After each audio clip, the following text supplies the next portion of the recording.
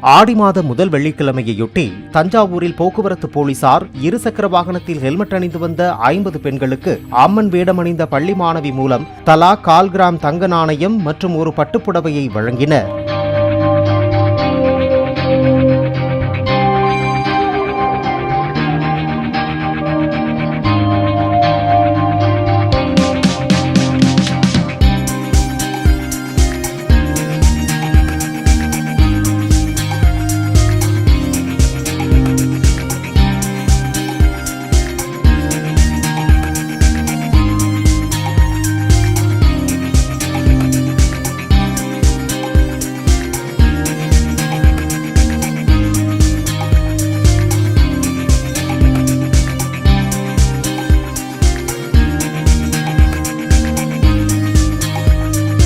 Play store மற்றும் app ஸ்டோரில் இருந்து பாலிமர் செயலியை QR கோடு மூலம் பதிவிறக்கம் செய்யுங்கள்.